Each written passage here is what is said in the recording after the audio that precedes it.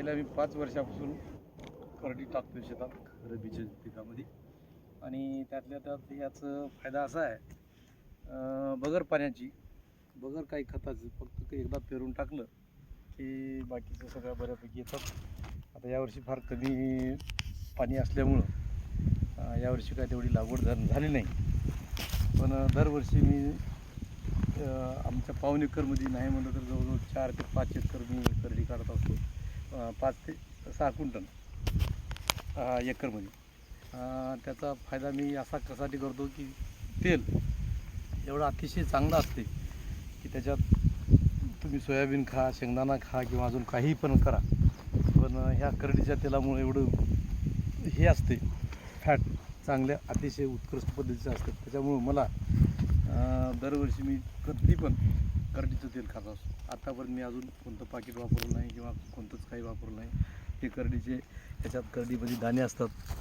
जर चांगली पिकली तर अतिशय म्हणजे अतिशय नाही म्हणलं तर ह्याच्यामध्ये मला नाही 1-2-3 मन तरी करडी व्हायची अपेक्षा होती. पण यावर्षी पाऊस नसल्यामुळं पिकाची काय तेवढी वाढ झालेली नाही. त्याच्यामुळं जे आहे की त्याच्यातच समाधान मानावं लागेल.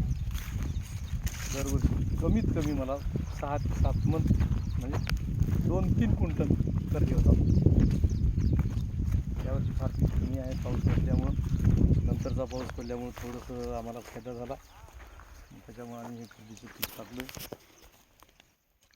अशा पद्धतीचा कार्यक्रम आमचा आहे. त्याला खताची फवारणीची कसलीच गरज नसते. हे आता नाही म्हणलं तर कमीत कमी 25-30 बोंड यायला पाहिजे होते, पण ह्याच्यात 5-7 बोंड आले. प्रत्येक झाडाला 25-30 बोंड आल्याचं झाड फार मोठं पिकअप घेते, त्याला ग्रोथ येते. पण तेवढं काय नाही झालं. त्यावर्षी जसं आहे तसं आपल्याला बघावं लागणार आहे. म्हणून पाणी नसल्यामुळं कोरडवाहू शेती आहे, तर रब्बीचं पीक अशा पद्धती येते.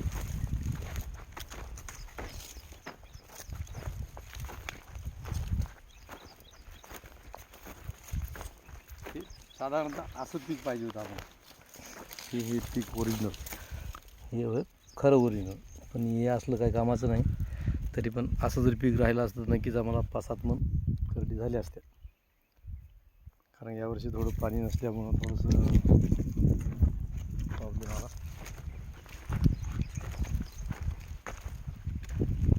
हे आमचं बोरीचं झाड, बोर अतिशय गोड आणि अतिशय चांगले बोर आहेत. कसलीही सर्दी हो, कसलाही खोकला हो, 100% ह्या बोरीनं कमी व्हायचा प्रकार ह्या बोरीमध्ये आमच्या आहे. हे झाड खैऱ्याचं झाड आहे. या झाडाला ह्याचं फार लाकूड मजबूत असते. त्याचा वापर आम्ही काही करत नाही, पण कधी कधी शेतकरी लोक करतात. ज्वारीचं पीक आहे तर रब्बी टाकायचा विचार आहे. त्याच्यामध्ये भाजीपाला वगैरे.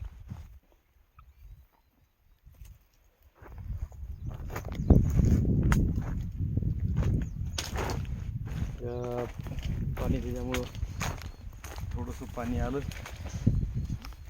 हे टाळकी ज्वारी कदाचित आम्हाला खाण्यासाठी म्हणा किंवा ज्वारी कडवा होण्यासाठी, जनावरांसाठी आम्ही वाटायचा वापर करतो. सोयाबीनचं पीक आहे खरीपीचं, आलं रब्बीमध्ये पाणी पडल्यामुळं त्याला यावर्षी काही वगैरे फुलं, आता म्हणजे हे सीझनच नाही याचं, पण आलं आहे फुल. त्याच्यामुळं आम्ही ठेवलं थोडंसं जनावरांसाठी म्हणा किंवा कशासाठी म्हणा. अशा पद्धतीची आमची शेती आहे.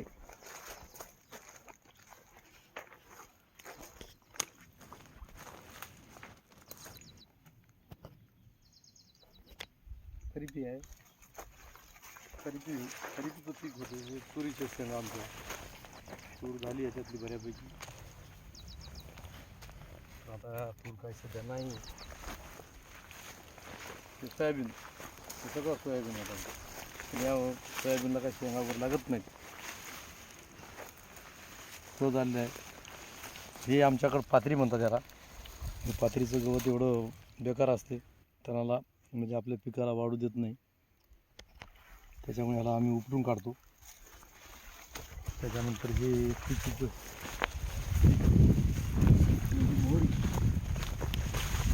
मोहरी पीक, ह्या मोहरीच्या पिकाला आम्ही जर सांभाळून ठेवलं तर याचा नंबर 1 कार्यक्रम